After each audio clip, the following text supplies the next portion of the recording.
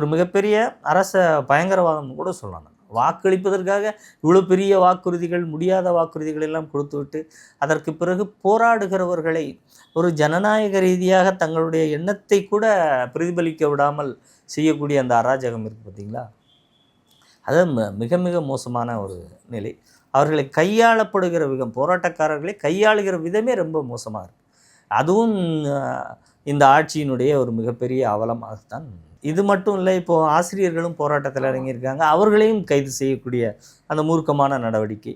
இதை சற்று அப்படி ரிவைண்ட் பண்ணி பாருங்கள். அதிமுக ஆட்சி காலத்தில் இதே போன்று அந்த கடைசி காலகட்டத்தில் ஆசிரியர்கள் போராடிய போது அவர்கள் மத்தியில் போய் நின்று பேசி அவர்களுக்காக நாங்கள் உயிரை கொடுப்போம் என்னெல்லாம் பேசுனாங்க. தேர்தலுக்கு முன் தேர்தலுக்கு பின்னு பார்த்தா மறுபடி மிகப்பெரிய அளவில் இந்த கைது நடவடிக்கைகளும் போராட்டத்தை ஒடுக்கக்கூடிய வகையிலும். இப்போ நீங்கள் நல்லா பார்த்தீங்கன்னா, இப்போ ஆசிரியர்கள் இப்போ அரையாண்டு விடுமுறை காலகட்டம், இப்போ விடுமுறை நாட்களில் தான் அவங்க போராட்டத்தை நடத்துகிறாங்க.